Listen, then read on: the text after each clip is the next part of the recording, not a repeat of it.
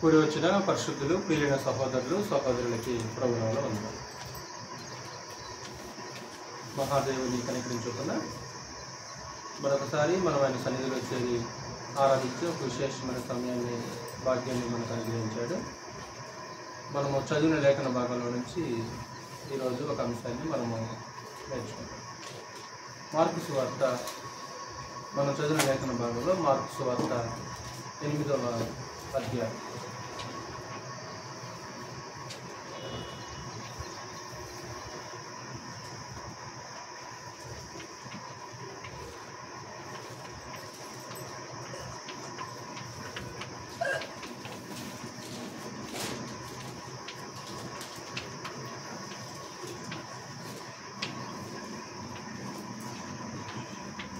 మనుషుల సంగతులను మనస్కరించుతున్నావా?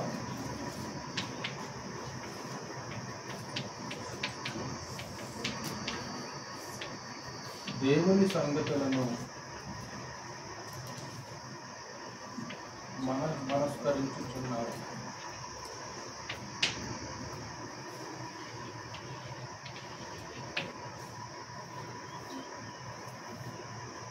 మనుషుల సంగతులను మనస్కరించుచున్నావా, దేవుని సంగతులను మనస్కరించుచున్నావా అనే విషయాలు, కొద్ది నిమిషాలు మనం ఆలోచించాలి.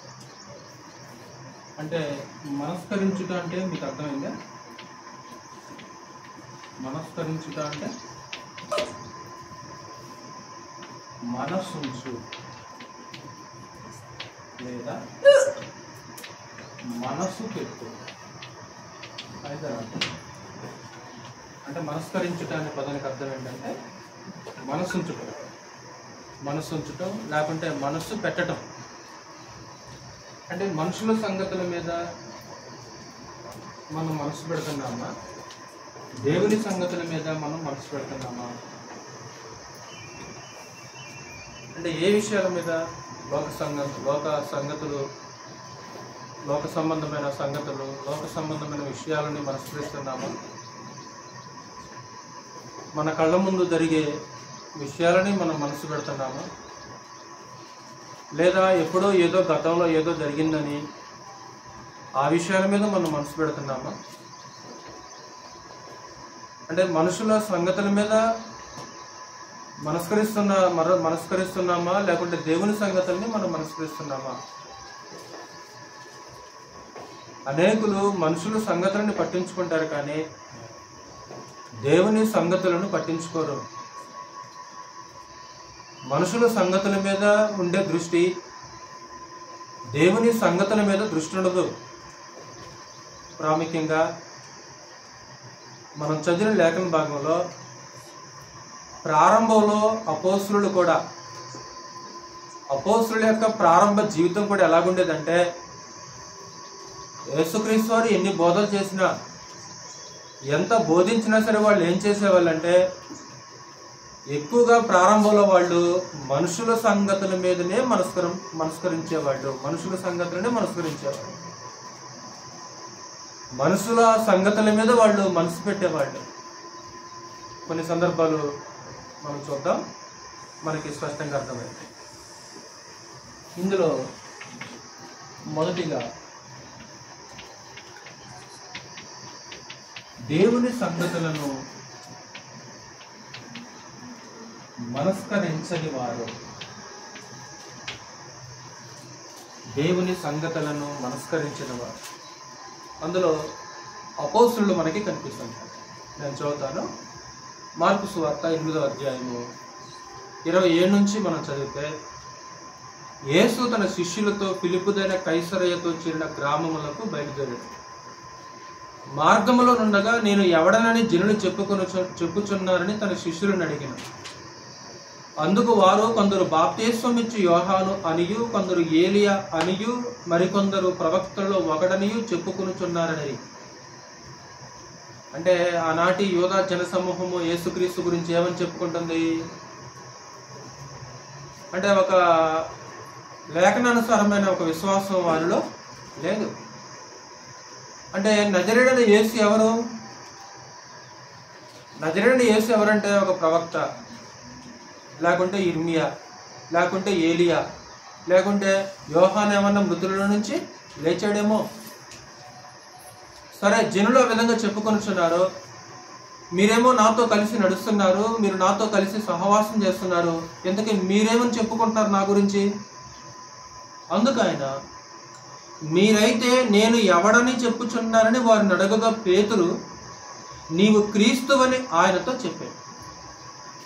అయ్యా, నువ్వెవరో కాదు.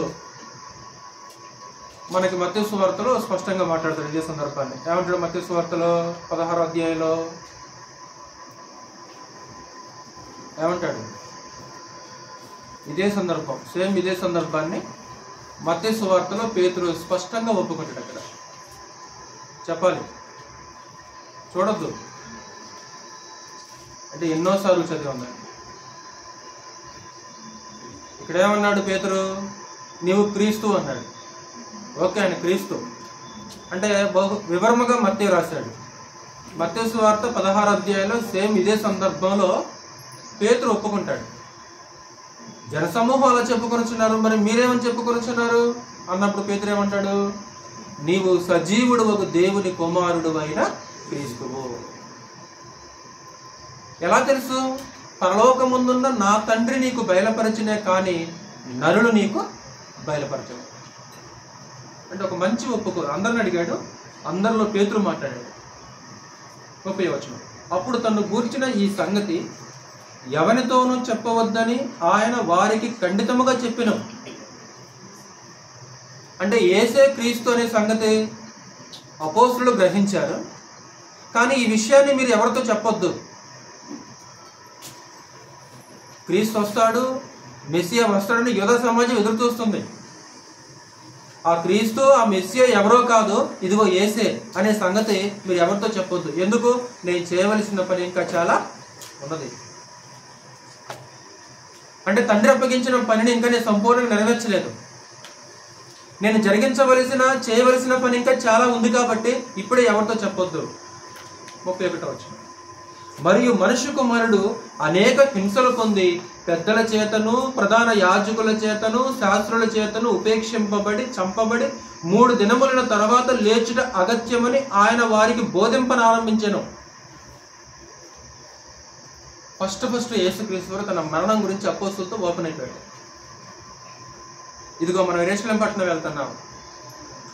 శాస్త్రులు, పరిసయ్యులు, సద్దూకయ్యులు, ప్రధాన యాజకులు ఏం చేస్తారంటే మనుష్య కుమారుడిని సిలువకు అప్పగిస్తారు. అలాగే ఆ మనుష్య కుమారుడు చంపబడతాడు, తిరిగి లేపబడతాడు.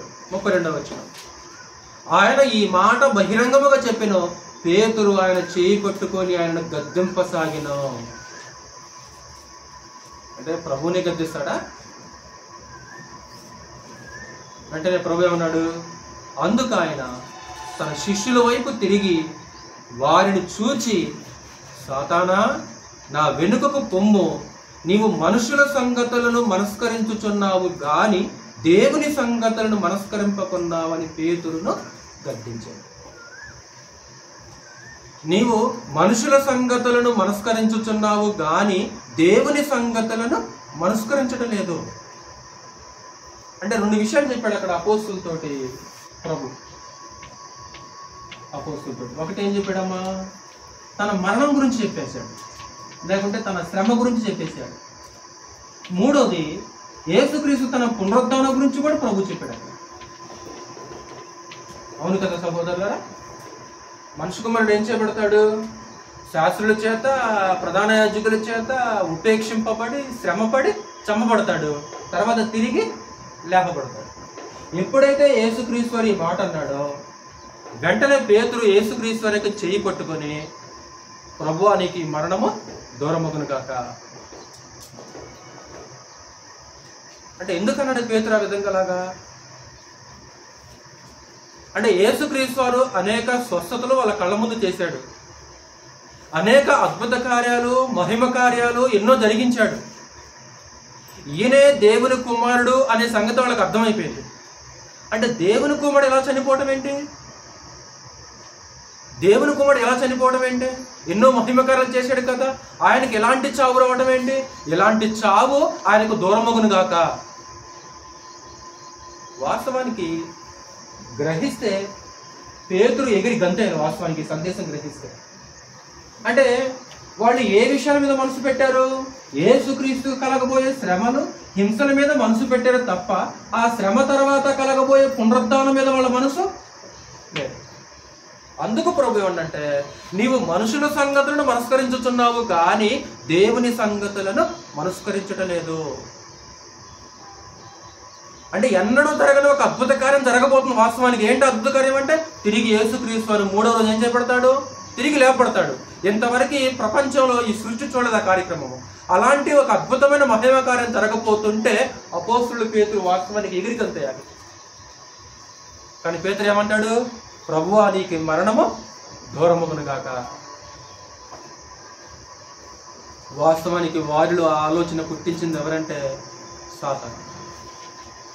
అందుకే యేసుక్రీస్తు వారు అక్కడ ఎవరిని గద్దించడమో, సాతానా నా వెనకకు పొమ్ము,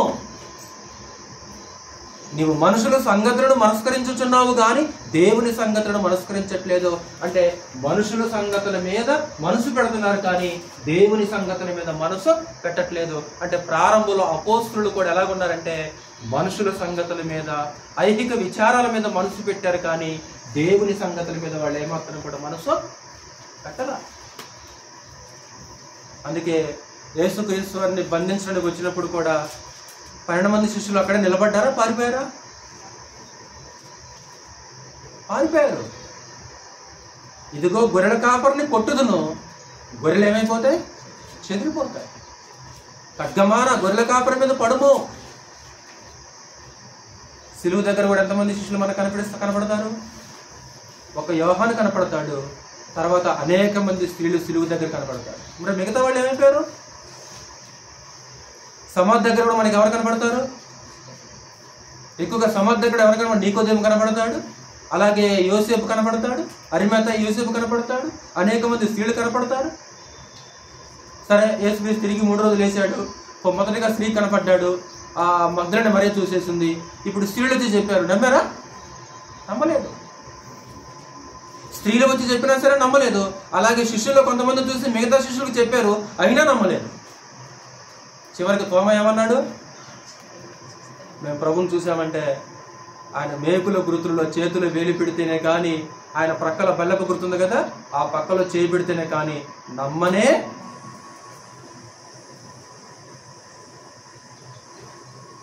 అంటే ఎక్కువగా వాళ్ళ యొక్క మనసు దేని మీద ఉంది? ప్రారంభంలో దుఃఖపడుతున్నారు వాస్తవానికి వాళ్ళు. ఇంకా మత్తయి సువార్త 17వ అధ్యాయం చూడు ఒకసారి. మత్తయి సువార్త 17వ అధ్యాయము 22, 23 వచ్చినారు. మత్తయి సువార్త 17వ అధ్యాయము 22, 23 వచ్చినారు. వారు గలిలయలో సంచరించుచుండగా యేసు, మనుష్య కుమారుడు మనుషుల చేతికి అప్పగింపబడబోచున్నాడు, వారాయనను చంపుదురు, 3వ దినమున ఆయన లేచునని వారితో చెప్పగా వారు బహుగా దుఃఖపడిరి. దేనికి దుఃఖం? దేనికి దుఃఖం?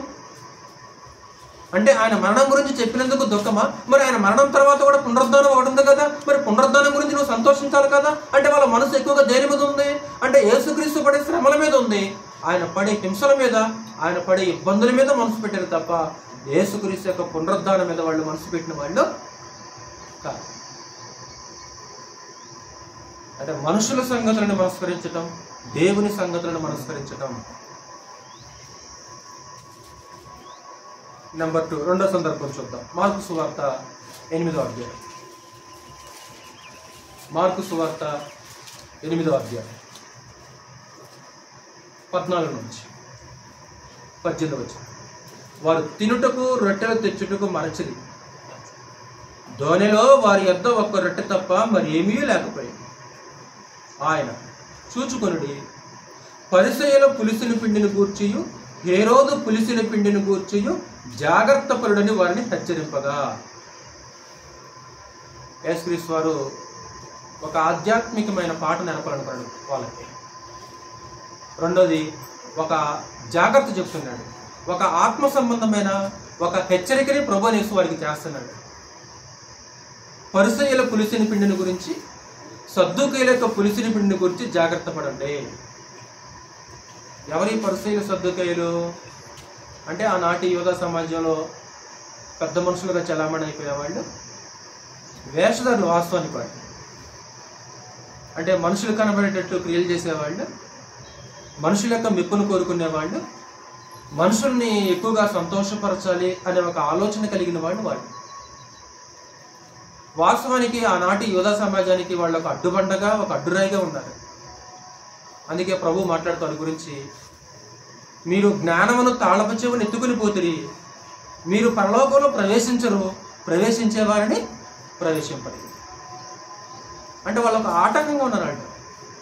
అంటే అలాంటి వారి పులిసిని పిండిని గురించి జాగ్రత్త పడండి అని యేసుక్రీస్తు వారు వాళ్ళకు బోధిస్తే, వాళ్ళ ఆలోచనలు వెంటనే వాళ్ళ మనసు దేని మీదకి వెళ్ళిపోయింది? అంటే యేసుక్రీస్తు చెప్పేది ఒకటి, వాళ్ళ మనసు వెళ్ళేది ఒకటి. వెంటనే వాళ్ళ మనసు ఎక్కడికి వెళ్ళిందంటే ఐహిక విచారం మీదకి మనసు వెళ్ళిపోయింది. అంటే యేసుక్రీస్తు చెప్పిన పులిసిని పిండి వేరే, వెంటనే వాళ్ళ మనసు ఎక్కడికి వెళ్ళిందంటే తినే రొట్టెల మీదకి మనసు వెళ్ళింది. అందుకే నెక్స్ట్ ఒకసారి 16వ వచనంలో ఏమంటాడు? వారు తమ యొద్ద రొట్టెలు లేవేయని తమలో తాము ఆలోచించుకొనిది. అంటే వాళ్ళ మనసు దేని మీదకి వెళ్ళిపోయింది తమ్ముడు? రొట్టెల మీదకి వెళ్ళిపోయింది. యేసుక్రీస్తు చెప్పే దేని గురించి? అంటే మనుషుల సంగతులను మనస్కరించుచున్నావా, దేవుని సంగతులను మనస్కరించుచున్నావా? అంటే దేవుని సంగతుల మీద మనం మనసు పెడుతున్నావా, మనుషుల సంగతుల మీద మనం మనసు పెడుతున్నావా? దేవుని వాక్యం ఎంత విన్నా సరే, దేవుని వాక్యం ఎంత చెప్పినా సరే, ఈ వాక్యాన్ని అంతటిని కూడా ఏం చేస్తాయంటే ఐహిక విచారాలు నిర్వీర్యం చేస్తాయి. ఎప్పుడైతే ఐహిక విచారం అనేది మనలో ఉంటుందో, ఎన్ని గంటలు ఎన్ని రోజులు వాక్యం విన్నా సరే అది ఏ మాత్రం కూడా ఫలవంతముగా ఉండదు. ప్రభు ఏమో బోధ గురించి మాట్లాడుతున్నాడు. ఇప్పుడు ఆల్రెడీ వాళ్ళ దానిలో ఒక రొట్టె ఉన్నాడు అక్కడ పైన 14వ వచనంలో. ఇప్పుడు ఒక రొట్టెని యేసుక్రీస్తు వారు వాళ్ళందరికీ పంచలేడమ్మా? పంచగలడు. ఒకవేళ రొట్టె లేదనుకో, రొట్టెలను యేసుక్రీస్తు వారు సృష్టించలేడా? సృష్టించగలడు. అంటే అలాంటి శక్తి వారిలో ఉంది, ఆ యేసుక్రీస్తులో ఉంది. అయినా సరే వాళ్ళ మనసు, వాళ్ళ దృష్టి ఆయన మీద లేదు, ఆయన బోధ మీద లేదు. అరే మన రొట్టె తెలియదు కదా, అందుకే ప్రభు ఇచ్చేస్తూ చెప్తున్నాడేమో. వెంటనే ప్రభు వారు గద్దించాడు 17వ వచనంలో. యేసు అది ఎరిగి, మన యొద్ద రొట్టెలు లేవేయని మీరు ఎందుకు ఆలోచించుకొనుచున్నారు? మీరు ఇంకనూ గ్రహింపలేదా, వివేచింపలేదా? మీరు కఠిన హృదయము గలవారై ఉన్నారా? మీరు కన్నులుండి చూడరా, చెవులుండి వినరా? చూడండి ఎలా మాట్లాడుతుంది. ఇన్ని క్వశ్చన్ మార్కులు ఉన్నాయి చూడండి అక్కడ. ఏంటి మీరు ఎలా ఉన్నారండి అంటే ఎన్ని చెప్పి కన్నులారా చూస్తున్నారు, చెవులారా వింటున్నారు, అయినా సరే మీరు ఏమాత్రం కూడా గ్రహించట్లేదు. యేసుక్రీస్తు వారేమో బోధ గురించి మాట్లాడితే వాళ్ళేమో రొట్టెల మీదకి వాళ్ళ మనసు వెళ్ళిపోయింది. మార్కు సువార్తలోనే 4వ అధ్యాయం చదవండి ఒకళ్ళు, 18వ వచనం 19వ వచనం. అక్కడనే 4వ అధ్యాయం 18వ వచనం 19వ వచనం.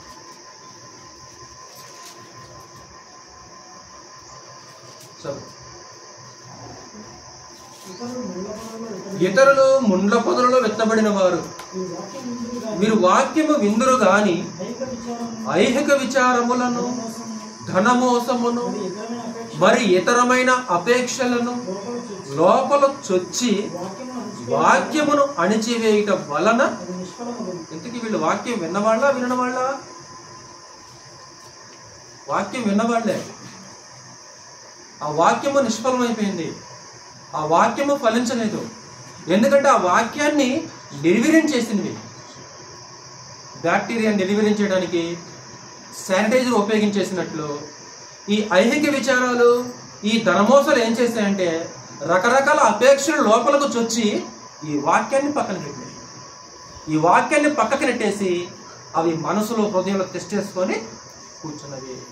అందుకే ఎంత వాక్యం విన్నా సరే జీవితం ఎందుకు ఫలవంతముగా ఉండట్లేదంటే కారణం ఏంటంటే రకరకాల అపేక్షలు, ఈ జీవన సంబంధమైన విచారములు.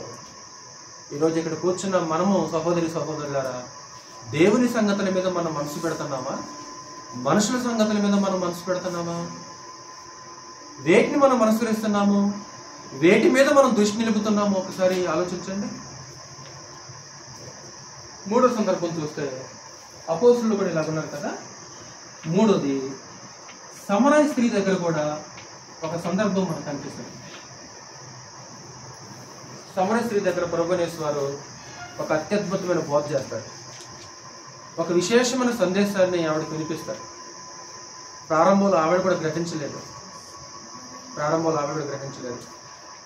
ఏమంటాడు? అమ్మ తల్లి, నేను నీకు జీవజలం ఇస్తానంటాడు. నేను ఇచ్చే నీళ్లు త్రాగేవాడు ఎన్నడను ఎప్పుడూ దప్పికొనడు అన్నప్పుడు వెంటనే ఆవిడేం చేసిందంటే, అయ్యా నేను ఇంత దూరం వచ్చి నీళ్లు చేదుకోకుండా అలా నీళ్ళు నాకు ఇచ్చేసాయంట. అంటే యేసుక్రీస్తు వారేమో ఒక దైవికమైన విషయాన్ని బోధిస్తున్నాడు. కానీ సమరయ స్త్రీ యొక్క మనసు ఎక్కడికి వెళ్ళిపోయింది? ఆవిడ మనసు ఎక్కడికి వెళ్ళిపోయిందంటే భౌతికమైన నీళ్ల మీదకి ఆవిడ మనసు వెళ్ళిపోయింది. చదువుదాం 4వ అధ్యాయము 10 నుంచి 15 వచనాలు. యోహాను సువార్త 4వ అధ్యాయము 10 నుంచి 15 వచనాలు.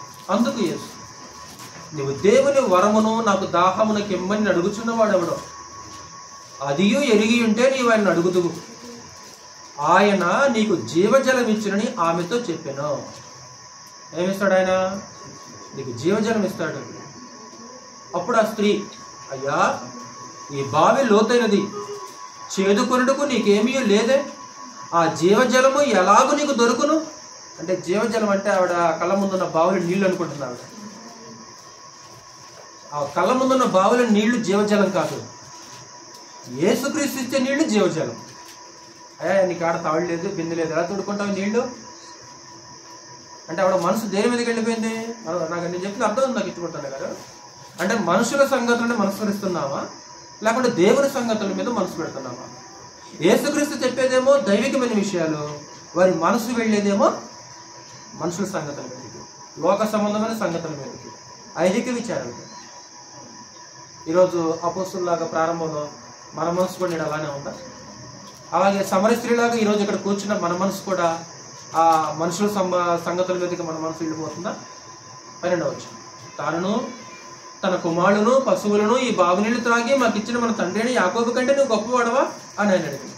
అందుకు యేసు, ఈ నీళ్లు త్రాగు ప్రతి వాడును మరలా దప్పికొనను, నేనిచ్చు నీళ్లు త్రాగువాడు ఎప్పుడును దప్పికొనడు, నేను వానికిచ్చు నీళ్లు నిత్య జీవమునకై వానిలో ఊరెడి నీటి బొగ్గగా ఉండునని ఆమెతో చెప్పాను. ఆ స్త్రీ ఆయనను చూచి, అయ్యా నేను దప్పికొనకూడనట్లును చేదుకున్నటికి ఇంత దూరము రాకుండానట్లును ఆ నీళ్లు నాకు దయచేయమని అడగగా. అంటే ఇంత దూరం వచ్చి నేను చేదుకోకుండా, మరలా నాకు అసలు దాహమే వేయకుండా అలాంటి నీళ్ళు నాకు కూడా ఇచ్చేసాయా? అంటే భౌతికమైన నీళ్ళ మీదకి ఆవిడ మనసు వెళ్ళిపోయింది, దైవికమైన బోధ మీదకి ఆవిడ మనసు వెళ్ళిపోవాలా. అలాగే 6వ అధ్యాయం చూద్దాం సార్. అక్కడ యోహాను సువార్త 6వ అధ్యాయం మరొక సందర్భాన్ని యేసుక్రీస్తు వారు యూదులతో మాట్లాడుతున్నారు. 6వ అధ్యాయము 50వ వచనం, 51వ వచనం. దీనిని తినువాడు చావకుండానట్లు పరలోకము నుండి దిగివచ్చిన ఆహారం ఇదే, పరలోకము నుండి దిగివచ్చిన జీవాహారమును నేనే, ఎవడైనను ఈ ఆహారము భుజించితే వాడెల్లప్పుడూ జీవించును, మరియు నేనిచ్చు ఆహారము లోకమునకు జీవము కొరకైన నా శరీరమే అని మీతో నిశ్చయముగా చెప్పుచున్నాను. ఏమంటాడు ప్రభువారు? జీవాహారం నేనే, కాబట్టి ఈ ఆహారాన్ని మీరు భుజించాలని యేసుక్రీస్తు వారు మాట్లాడుతుంటారు. వెంటనే అక్కడ ఉన్న యూదులు అభ్యంతరపడి 52వ వచనం, యూదులు ఈయన తన శరీరమును ఎలాగూ తిననీయగలడని ఒకరితో ఒకడు వాదించారు. అంటే వెంటనే వాళ్ళ మనసు ఎక్కడికి వెళ్ళిపోయింది? యేసుక్రీస్తు యొక్క రక్త మాంసాల మీదకి వెళ్ళిపోయింది. ఎందుకు? యేసుక్రీస్తు ఇచ్చే జీవాహారం ఏంటిది? ఆయన మాంసమా, ఆయన రక్తమా అంటే కాదు. ఆయన తన మాంసాన్ని తినమంటలేదు, తన రక్తాన్ని తినమంటలేదు.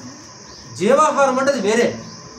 అంటే వాళ్ళ మనసు దైవికమైన దాని మీదకి వెళ్ళిపోకుండా శారీరకమైన దాని మీదకి వాళ్ళ మనసు వెళ్ళిపోయింది.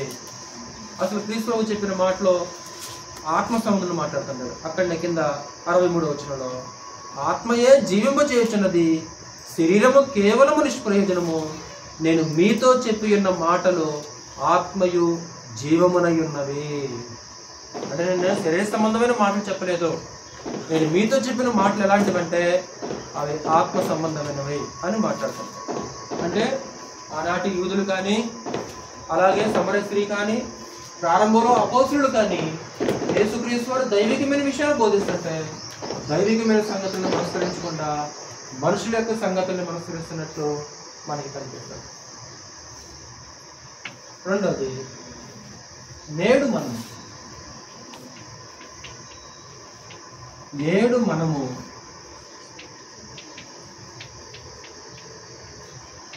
దేవుని సంగతులను మనస్కరించుచున్నామా?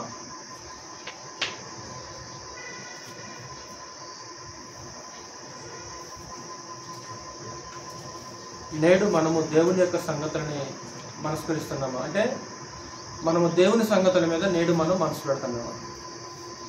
అపోస్తులు ప్రారంభంలో వేటి మీద మనసు పెట్టారు? యేసుక్రీస్తు పడే శ్రమ మీద, ఆయన పడే హింసలు, ఆయన పడే కష్ట నష్టాల మీద వాళ్ళ మనసు పెట్టారు తప్ప యేసుక్రీస్తు వారికి దాని తర్వాత కలగబోయే పునరుద్ధానం మీద వాళ్ళ మనసు లేదు. అందుకే మృతుల నుంచి తిరిగి లేచినా సరే వాళ్ళు ప్రారంభంలో నమ్మల వాళ్ళు. తర్వాత యేసుక్రీస్తు వారు ప్రత్యక్షమైన తర్వాత గద్దించిన తర్వాత ప్రభునేశ్వరు మాటలు అప్పుడు నమ్మేశారు. అసలు ఒక రోజు తిరిగి లేచిన తర్వాత ఏం జరిగింది? అమ్మాయి అనే గ్రామానికి ఇద్దరు శిష్యులు నడుపుతూ వెళ్ళిపోతుంటారు. అమ్మాయి అనే గ్రామానికి యెరూషలేముకి ఒక ఆమడ దూరం. ఇద్దరు అపోస్తులు నడుచుకుంటూ వెళ్ళిపోతుంటారు. మారూపం గలవాడే ప్రభునేశ్వరు వారి మధ్యలో కూడా నడుచుకుంటూ వెళ్ళిపోతుంటారు. వాళ్ళతో మాట్లాడుతుంటారు. ఏంటి ఏం మాట్లాడుకుంటాను అన్నప్పుడు ఏంటి యెరూషలేములో జరిగింది నీకు తెలియదని దాని గురించి మాట్లాడుకుంటుంటారు. అప్పుడు ప్రభు కూడా ఏం చెప్తారంటే వాళ్ళకి బోధ చేస్తుంటారు. అప్పుడు క్రీస్తు అక్కడ ఒక మాట అన్నాడు, మందమతులారా, ప్రవక్తలు చెప్పిన వాక్యములన్నింటినీ నమ్మని వారులారా. అంటే పునరుద్ధారం చెందుతాడు, తిరిగి లేస్తాడు అని ఎన్ని చెప్పినా సరే యేసుక్రీస్తు చెప్పిన మాటల మీద వారి మనసు లేదు. ఆయన పడే శ్రమ, ఆయన పడే ఇబ్బందులు, ఇరుకులు. ఈరోజు ఇక్కడ కూర్చున్న మనం కూడా ఏ ఆపద రాకూడదు, ఏ కష్టం రాకూడదని మనం కోరుకుంటున్నామా? నేను చేసే ప్రతి చర్య కూడా సఫలం కావాలి, లేకుంటే నేను వేసే ప్రతి అడుగు కూడా పాలలో వేసినట్టుగా ఉండాలి, నాకు ఎలాంటి బాధలు రాకూడదని మనం ఏమన్నా కోరుకుంటున్నామా? నా ఎడల దేవుని చిత్తం ఏముంది అంటే దేవుని చిత్తం మన ఎడల ఏది ఉందో దాన్ని పరీక్షించి దాని ప్రకారంగా మనం నడుచుకోవాలి. కాబట్టి శ్రమ రాకూడదు అంటే శ్రమ మీద వాళ్ళ మనసు ఉంది, హింస మీద వాళ్ళ మనసు ఉంది. ఒకవేళ మనం కూడా శ్రమ రాకూడదు ఏమన్నా కోరుకుంటున్నాం? మనం కూడా అలాంటి మనసు ఏమన్నా మనలో కూడా ఉందా? ఒకవేళ శ్రమ రాకూడదు, కష్టం రాకూడదు అని మనం కోరుకుంటున్నాం అనుకో, మనం మనుషుల సంగతుల మీద మనం మనసు పెడుతున్నామే కానీ దేవుని సంగతుల మీద మనం మనసు పెట్టట్లే. నేను బాధపడటం దేవుని చిత్తమా? ఓకే, నేను బాధపడతాను. నేను శ్రమ పడటం ఏమన్నా దేవుని చిత్తమా? నేను శ్రమ పడతాను. అంటే నా ఎడల దేవుని చిత్తం ఏముంది అంటే నా ఎడల దేవుని చిత్తం ఏదైతే ఉందో ఆ చిత్త ప్రకారంగా నేను బ్రతుకుతానని కోరుకోవాలి తప్ప శ్రమ వచ్చినందుకు, కష్టం వచ్చినందుకు దాని మీద మనం మనసు పెట్టకూడదు. శోధన సహించేవాడు ధన్యుడు. శోధనకు నిలిచిన వాడై ప్రభు తనకు వాగ్దానం చేసిన జీవ కిరీటం పొందినంట. ఇప్పుడు ఇంతకీ మన మనసు శోధన మీద ఉంటుందా, జీవ కిరీటం మీద ఉంటుందా?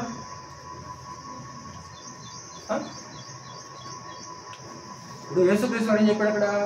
ఇదిగో మనిషి కుమారుడు చంపబడతాడు, తిరిగి లేపడతాడు.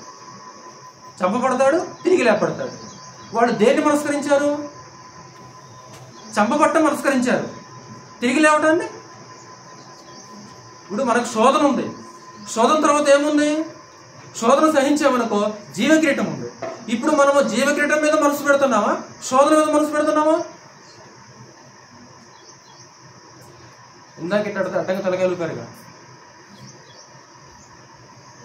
అంటే మన మనసు శోధన మీద ఉండదు తప్ప జీవ కిరీటం మీద ఉండదు. ఒకవేళ మన మనసు శోధన మీదే పెడుతున్నాం అనుకో, మన మనుషుల సంగతుల్ని మనస్కరించే వాళ్ళం. మీరు క్రీస్తుతో కూడా శ్రమ పొందిన ఎడల క్రీస్తుతోడి వారసులు. మనకు మహిమ ఉంది అంటే శ్రమ తర్వాత ఏముంటది? మహిమ ఉంటుంది. ఇప్పుడు మన మనసు మహిమ మీద ఉంటుందా, శ్రమ మీద ఉంటుందా? ఇప్పుడు పడే కష్ట నష్టాల మీదే మన మనసు ఉండదు తప్ప మహిమ మీద మన మనసు ఉండదు.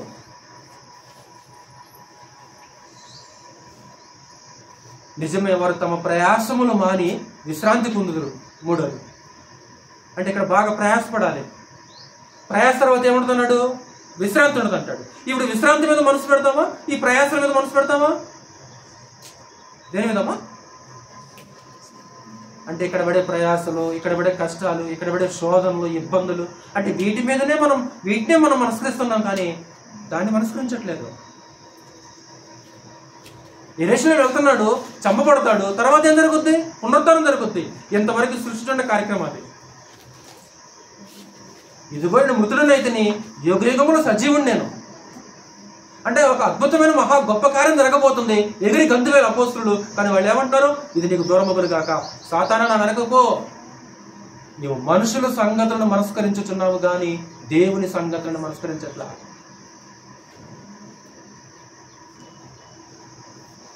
పరిసయ్యులు పులిసిని పిండి, సద్దుకీలు పులిసిని పిండి జాగ్రత్త పడినంటే ఏం చేస్తారంటే రొట్టెల గురించి మాట్లాడిన ప్రభు అంటే ఒక రొట్టె నేను మీకు పంచలేడా? 12 మందికి పంచలేడా? అంటే వాళ్ళ మనసు వెంటనే ఐహిక విచారం మీదకి వెళ్ళిపోయింది. వెంటనే మనసు ప్రభు ఏమో ఒక ఉన్నతమైన ఒక ఆధ్యాత్మికమైన పాట నేర్పాలనుకున్నాడు. బోధ గురించి మాట్లాడుతున్నాడు. ఇదిగో పరిసయ్యుల యొక్క బోధ విషయంలో జాగ్రత్త, సద్దుకీయుల యొక్క బోధ విషయంలో జాగ్రత్త. దాని మీద మనసు లేదు వాళ్ళకి. ఈరోజు నిజంగా వేటిని మనస్కరిస్తున్నాం సహోదరులరా? ఒకసారి మళ్ళీ మనం పరిశీలించుకోండి. శ్రవణ్, ఏ విషయాల మీద మనం మనసు పెడుతున్నాం? మెడల దేవుని చిత్తం ఏముంది? ఆయన చిత్తము, ఆయన చిత్తం బాధ అనుభవించడమా? ఓకే, నేను బాధ అనుభవిస్తాను. ఒకవేళ ఆయన చిత్తం నేను సుఖంగా బ్రతకటమా? నేను సుఖంగా బ్రతుకుతాను. అంటే దేవుని చిత్తం నా పట్ల ఏదైతే ఉందో దాన్ని నేను జరిగిస్తాను అంతే. అది ఒక విశ్వాసి ఆలోచన, అది ఒక భక్తుని యొక్క ఆలోచన. అది శ్రమ వస్తే మనం పారిపోతున్నావు అనుకో, నువ్వు మనుషుల సంగతుల మీద మనసు పెడుతున్నావు. నువ్వు స్టెఫన్ రాళ్ళతో కొడుతున్నారు, పారిపోయాడా? అతను మనుషుల సంగతుల మీద మనసు పెట్టలా. వెంటనే అక్కడ ఎవరు కనపడుతున్నారు ఆయనకి? ఇదిగో ఆకాశము తెరవబడటయో, దేవుని సింహాసన కుడి పార్శ్వన మనిషి కుమారుడు నిలవబడటయో. సూర్యుడు తినంతకాలం కూర్చో, కుడి పార్శ్వన కూర్చో, అంతే కదా? నువ్వు నా కుడి పార్శ్వన కూర్చుండము. కానీ ఒకరోజు మనిషి కుమారుడు నిలవబడ్డాడు అక్కడ. ఆయన మనసు రాళ్ల మీద లేదు. ఒకవేళ ఆయన మనసు రాళ్ల మీద ఉంటే, ఆయన మనసు అనే శరీరం మీద ఉంటే, ఆయన మనసు అనే దెబ్బల మీద ఉంటే పారిపోయేవాడు. పారిపోలా. యేసుక్రీస్తు వారు కూడా ఆయన తన ఎదుట ఉంచబడిన ఆనందము కొరకై ఆనందం మీద మనసు పెట్టాడు తప్ప అవమానాల మీద మనసు పెట్టల. ప్రభు అవమానం నిర్లక్ష్య పెట్టి సిలువను సహించి దేవుని సింహాసన యొక్క కుడి పార్శ్వమున ఆసీనుడై ఉండెను. ఆనందం ఎక్కడ ఉంది? మధ్యలో ఎన్నో అవమానాలు దాటుకుంటే ఆనందంకి వెళ్ళిపోవాలి. ఆనందం పుట్టము నీ సొంతం అయిపోద్దా? పెరంగంలో నీ సొంతం అయిపోద్దా? ఆనందం ఎంతో దూరం ఉందన్న ప్రభు యేసుకి. మధ్యలో ఏమున్నాయి? అవమానాలు ఉన్నాయి, సిలువ ఉంది. ఈ అవమానాలని, ఈ సిలువని దాటుకుంటూ ప్రభు యేసు ఎక్కడికి వెళ్ళిపోయాడు? ఆనందాన్ని సంపాదించడానికి ప్రభు వెళ్ళిపోయాడు. ప్రభు యేసు యొక్క మనసు కూడా ఆ విషయాల మీద లేదు. అంటే దేవుని చిత్తాన్ని మనం పరీక్షించాలి. రోమపత్రిక 12వ అధ్యాయం చూడండి ఒకసారి. 2వ వచనంలో, రోమపత్రిక 12వ అధ్యాయము 2వ వచనం చదవండి. డబ్బులు చదువుతాముడు. 12వ అధ్యాయం 2వ వచనంలో, మీరు ఈ లోక మర్యాదను అనుసరింపక ఉత్తమమును అనుకూలమును సంపూర్ణమునయున్న దేవుని చిత్తమేదో పరీక్షించి తెలుసుకున్నట్లు మీ మనసు మారి నూతన మగుట వలన రూపాంతరం పొందడి. దేవుని చిత్తమేదో పరీక్షించండి. దేవుని చిత్తం యేసుక్రీస్తుకి తెలుసా? జరగదు. యేసుక్రీస్తు పట్ల దేవుడు ఏ చిత్తం కలిగి ఉన్నాడో ఆ చిత్తం అంతా ప్రభువుకు తెలుసా తెలియదా? తెలుసు. అందుకేమన్నాడు? నా ఇష్టం నెరవేర్చడానికి రాలేదు, నన్ను పంపిన వారి చిత్తము నెరవేర్చుటకే వచ్చాను. నా తండ్రి చిత్తం ఏమైంది? నా తండ్రి చిత్తం ఏమైందంటే ఈ గిన్నె త్రాగటం. నీ చిత్తం అయితే ఈ గిన్నె నా ఎద్దు నుండి తొలగించు. ఒకవేళ నీ చిత్తమే సిద్ధించడు గాక, నీ చిత్తమే సిద్ధించడు గాక అంటే ఏంటి నీ చిత్తము? నేను ఈ గిన్నె త్రాగటమే నీ చిత్తమా? అవును, నేను త్రాగుతా గిన్నె. ఏంటా గిన్నె? 6 గంటలు ఒక బహు భయంకరమైన మరణం. 6 గంటలు. ఎన్ని గంటలు ఉన్నా నా శిలువ మీద ఆకాశానికి భూమికి మధ్యలో, ఆకాశానికి భూమికి మధ్యలో ఎన్ని గంటలు వెళ్ళాడు? ఈరోజు ఆ ఎండకు ఉండగలమా? ఒక 10 నిమిషాలు ఉండగలమా మనము? ఉదయం 9 గంటలకు శిలువ వేస్తే మధ్యాహ్నం 3 గంటలకు చనిపోయాడు. ఎవరి చిత్తం అది? 6 గంటలు శిలువలో అలా వేలాడటం ఎవరి చిత్తమో తెలుసా? దేవుని చిత్తం. ఆయన నేరం చేసినందుకు కాదు వేలాడింది, తప్పు చేసినందుకు కాదని వేలాడింది.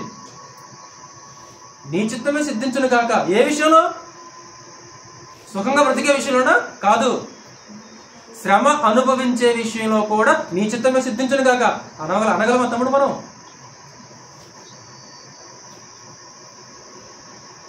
దావీదు కూడా అద్భుతంగా ఒక మాట మాట్లాడుతుంటాడు.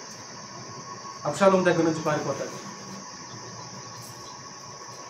అబ్షాలోము దగ్గర నుంచి పారిపోయినప్పుడు దావీదు ఒక అద్భుతమైన మాట అంటాడు. ఒకవేళ నేను ఈ అరణ్యంలో తిరగటం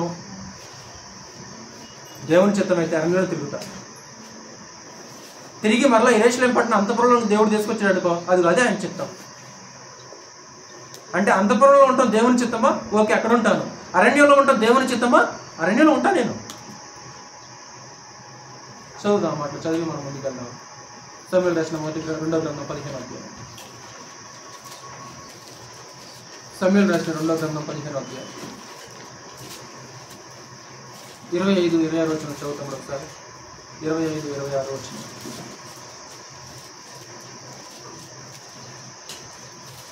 సమూయేలు రాసిన 2వ గ్రంథం 15వ అధ్యాయం 25-26. 2వ సమూయేలు గ్రంథం 15-25-26. అప్పుడు రాజు సాదోకుని పిలిచి, దేవుని మందసమును పట్టణములోనికి తిరిగి తీసుకొని పొమ్ము. యెహోవా దృష్టికి నేను అనుగ్రహము పొందిన ఎడల ఆయన నన్ను తిరిగి రప్పించి దానిని తన నివాస స్థానమును నాకు చూపించును. నీ యందు నాకు ఇష్టము లేదని ఆయన సెలవిచ్చిన ఎడల ఆయన చిత్తం. ఏంటంట? దావీదు, నువ్వంటే నాకు ఇష్టం లేదని దేవుడు అన్నాడనుకో, దేవుని చిత్తమే. నీ దృష్టికి అనుకూలమైనట్టు నా ఎడల జరిగించమని నేను చెప్పేదను. నీ ఇష్టం తండ్రి, నీ ఇష్టం ఏదైతే ఉందో దాన్నే జరిగించు. అక్కడ ఇంకా వాదనలు ఉండవు, ఇక వాదించడం లేవు. ఇంకక్కడ వాదిస్తున్నామా? ఎలాంటి వాదనలు లేవు, ఎలాంటి వాదించడం లేవు. ఓకే, నీ దృష్టికి ఏది ఇష్టమో జరిగించు. నీ దృష్టికి ఇష్టమైనది నా జీవితంలో జరుగును కాక. అంటే దేవుని చిత్తం ఏదైతే ఉందో దాన్నే మనం జరిగించాల్సిన అవసరం ఉంటుంది. నెంబర్ 3, దేవుని సంగతులను మనస్కరించకపోవడం సాతాను స్వభావం. దేవుని సంగతులని మనస్కరించకపోవడం అనేది అది సాతాను లక్షణం. అది సాతాను లక్షణం. అందుకే అక్కడ వెంటనే ఏమన్నారు సార్? అక్కడ సాతానా, నా వెనకకు పొమ్ము. నువ్వు మనుషుల సంగతులను మనస్కరిస్తున్నావు కానీ దేవుని సంగతులను మాత్రము మనస్కరించాలి. చూడండి, పాయింట్ మీకు అర్థమైతే చాలా కఠినంగా ఉంది పాయింట్. అంటే మనుషుల సంగతుల మీద మనసు పెట్టడం అనేది సాతాను యొక్క స్వభావం. దేవుని సంగతుల మీద మనసు పెట్టకపోవటం అనేది ఒక సాతాను లక్షణం. అది సాతాను వెంబడించే వాళ్ళ పని. సాతాను వెంబడించే వాళ్ళు, సాతాను అనుసరించే వాళ్ళు ఏం చేస్తారంటే ఎక్కువగా మనుషుల సంగతుల మీద మనసు పెడతారు. ఇందుకే కఠినంగా ఉంటుంది ఈ సూత్రం. దయచేసి ఏమనుకోవద్దు. ఈరోజు నిజంగా క్రీస్తు యేసును వెంబడించే మనుషులమైతే దైవికమైన సంగతుల మీదనే మనం మనసు పెడతాం.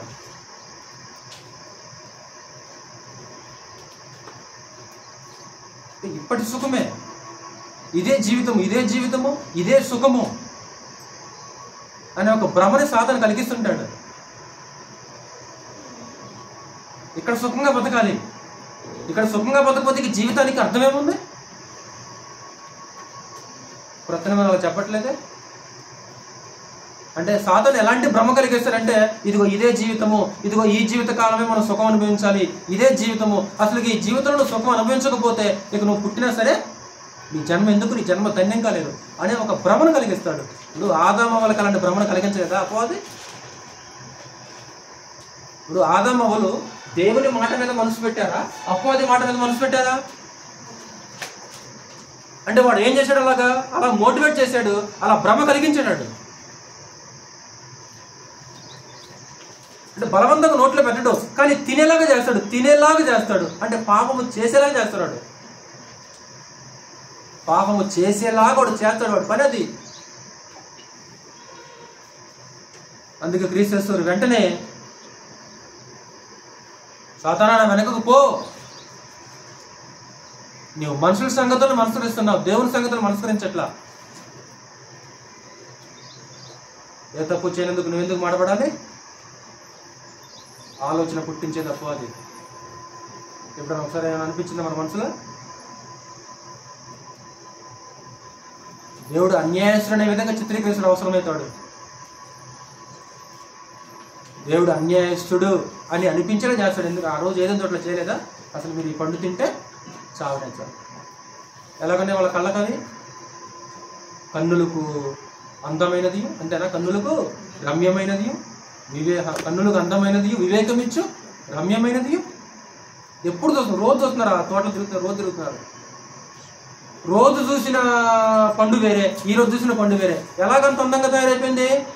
అది అలా వాడు మోటివేట్ చేశాడు అనమాట, ఉంచాడు అలాగా మాటల చేత. ఆ మైండ్ని ఏం చేశాడు? మైండ్ ఆ విధంగా కంట్రోల్ చేశాడు. అందుకే లేఖనం ఏం చెప్పిందంటే క్రొత్త నిబంధనలో, అపవాదికి చోటు ఇవ్వకుడి. వాడికి అవకాశం ఇచ్చేవాడు చెలరేకపోతాడు.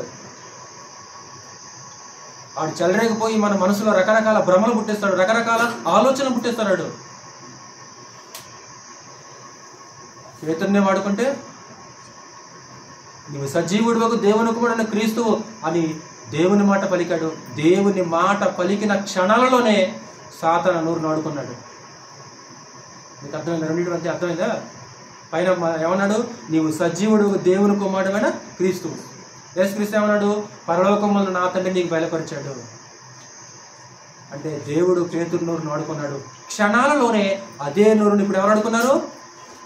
సాతాను అడుకున్నాడు. పేతురు సొంత మాట కాదు అది. ఎవరు అనిపించారు పేతురు చేత? సాతానా వెనక పో. వాడికి అవకాశం వేస్తే వాడు చెలరేకపోతాడు. కాబట్టి అందుకే లేఖనం ఏం చెప్పిందంటే, పౌలు అపవాదికి చోటు ఇయ్యొద్దు. ఎలా తిరుగుతున్నాడు? గర్జించు, ఎవరిని మింగుదాం, ఎవరిని వేసేద్దాం, ఎవరిని నా ఊర్లో వేసుకుందాం, నా వల్ల వేసుకుందాం, ఎలా వేసుకుందామండి, ఎలా పడేద్దాం, ఎలా వాడికి భ్రమ పుట్టిద్దాం. అంతకు మునిపే సాతాను యోధా హృదయములో ఆలోచన పుట్టించి ఉండను. అంటే యోధా కూడా ఎవరికి అవకాశం ఇచ్చాడు? సాతానికి అవకాశం ఇచ్చాడు. యోధాని సాతాను భయంకరంగా వాడుకున్నాడు, భయంకరంగా వాడుకున్నాడు. చివరికి ఒక పాయింట్, దేవుని ఆత్మ కలిగిన వారు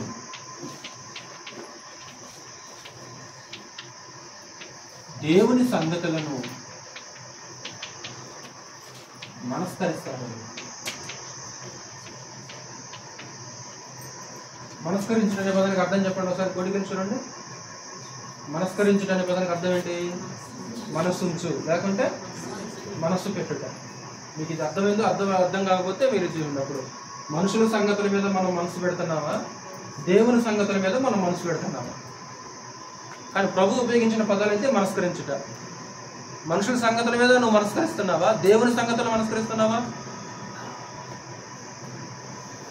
చివరిగా దేవుని ఆత్మ కలిగిన వారు దేవుని సంగతుల్ని మనస్కరిస్తారు. అంటే దేవుని ఆత్మ మనలో ఉంటే, దేవుని ఆత్మ అంటే పరిశుద్ధాత్మ.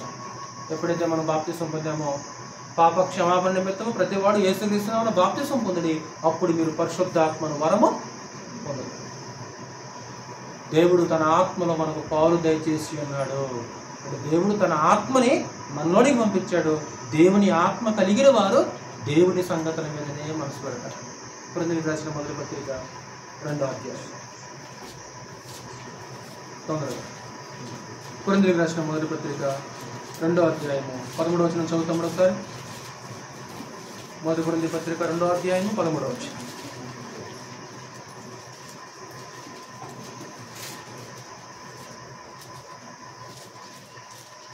మనుష్య జ్ఞానము నేర్పు మాటలతో గాక ఆత్మ సంబంధమైన సంగతులను ఆత్మ సంబంధమైన సంగతులతో సరిచూచుచు ఆత్మ నేర్పు మాటలతో వీటిని గురించియే మేము బోధించుచున్నాము.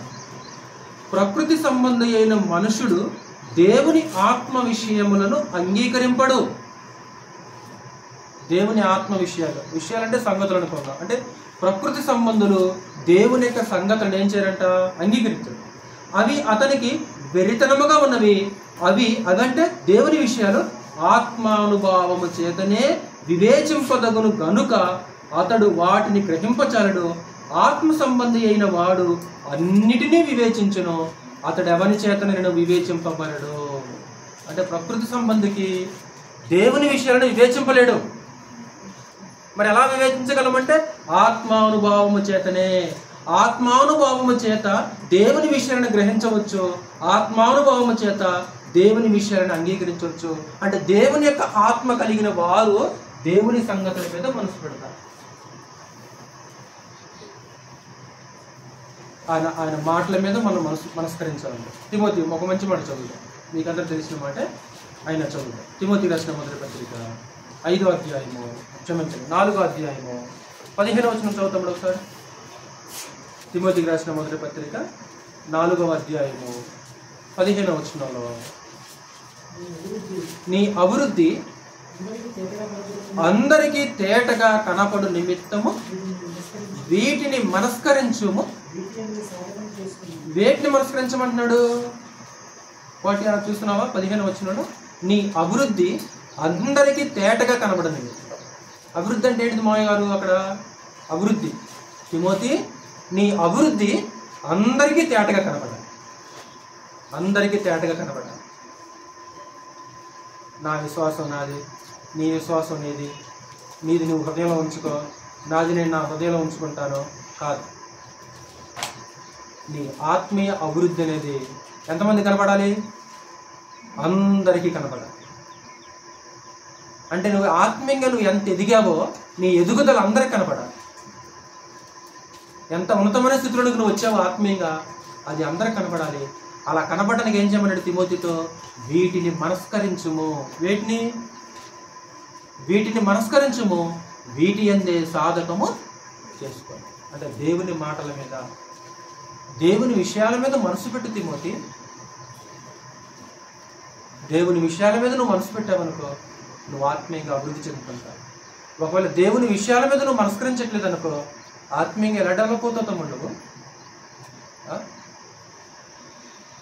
అది నీ భ్రమ అంతే. దేవుని విషయాలను పక్కన పెట్టి నేను కూడా ఆత్మీయంగా అభివృద్ధి అవుతాను అనేది నీ భ్రమ, నీ సొంత ఆలోచన. అది ఇక్కడ పౌలు మాట్లాడుతాడు, నువ్వు అభివృద్ధి చెందాలంటే ఇదిగో దైవికమైన విషయాల మీద నువ్వేం చేయాలి?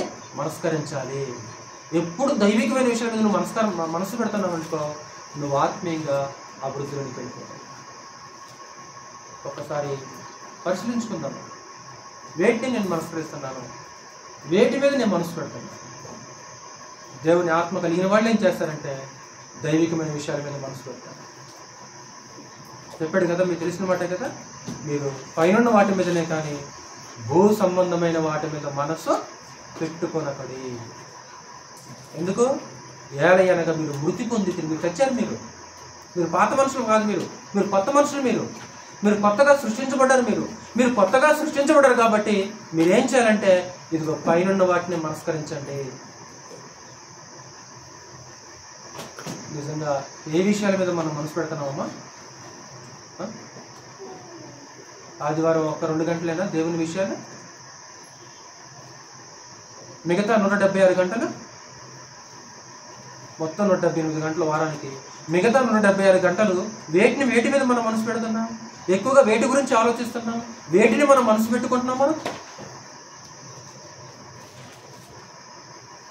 అంటే ఒక ఉన్నతమైన స్థాయి. మనం దేవుని సంగతుల మీద మనసు పెంచడం అనేది ఒక ఉన్నతమైన స్థాయి. ఒకవేళ ఆ మనసు లేదనుకో, పరమదేవుని పాదాల మీద పడి తండ్రి దయతో సహాయం చేయను. ఆత్మ సహాయాన్ని కోరుకోవాలి. అవసరం లేదు. ఆత్మ సహాయం చేస్తాడా? అటువలే ఆత్మయు మన బలహీనతను చూసి సహాయం చేస్తున్నాడు. తండ్రి ఎప్పుడు నీ విషయాల మీద మనసు పెట్టేలాగా సహాయం చేయను. తండ్రి నీ పనుల మీద ఎప్పుడు మనసు పెట్టేలాగా నాకు సహాయం చేయ తండ్రి.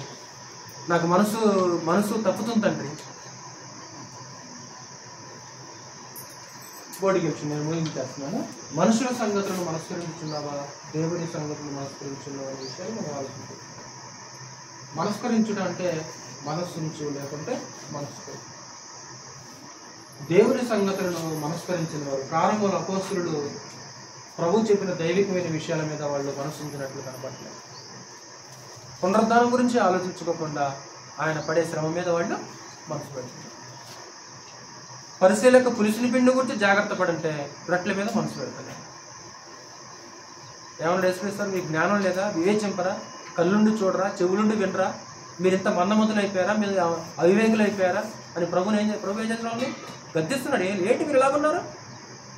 నేనున్నప్పుడే మీరు ఎలాగుంటే అవ్వ నేను వెళ్ళిపోతా. తర్వాత మార్చుకున్నారులేండి. మార్చుకున్న ఒక ప్రశ్న వేశారు, మీకు గుర్తుందా? ప్రభువా మా విశ్వాసమును వృద్ధి పొందించు. మేము అల్ప విశ్వాసులు అయ్యాం, సరే మేము ఆగం ఎక్కడితోటి. ఎలాగో విశ్వాసాలు ఎలా పెంపొందించుకోవాలని ఏం చేశారా? మా ప్రభుని అడిగారా? ఎవరు అడుగుతారు? జరుగుతారుగా ఈరోజు అడుగుతారు. మీరు వచ్చి నన్ను అడుగుతారు, సువార్తిని అడుగుతారు, వచ్చి అడుగుతారు శ్రవణ. అద్భుతమైన మనసు అపోస్తలుడు. అలాగనే వాళ్ళని తృణీకరించలేదు. మనం ప్రారంభంలో కొంచెం బలహీనంగా ఉన్నారు అంతే. అల్ప విశ్వాసులు అంటే ప్రభు విశ్వాసులని మూర్ఖతరం వాళ్ళరా ఎవరిని అంటున్నాడు? వాళ్ళని అంటున్నాడు. వాళ్ళు ఎవరు కోపడ్డారా? అరే నిజమే, ఏంటి ఎలాగున్నాం మనం? విశ్వాసం డెవలప్ కావాలి అని ఏం చేశారు? ప్రభు దగ్గరకు వచ్చి, ప్రభు మా విశ్వాసమును వృద్ధి పొందించు. ఏం చేయాలి ప్రభు మేము వృద్ధి పొందాలంటే? అడుగుతారు ఎవరన్నా వచ్చి. నిజంగా మన మనసు పెట్టాలి వాటి మీద. సమర స్త్రీ కూడా ప్రభు చెప్పేదేమో జీవజలము, నిత్య జీవం గురించి ప్రభు మాట్లాడుతుంటే ఆవిడేమంటది? చేదుకుని నీళ్ళ గురించి మాట్లాడుతుంది. జీవాహారం నేనే అంటాడు ప్రభు. వాళ్ళేమో మన్నా గురించి ఆలోచిస్తారు. మన చదువుల మొదటి భాగం 6:35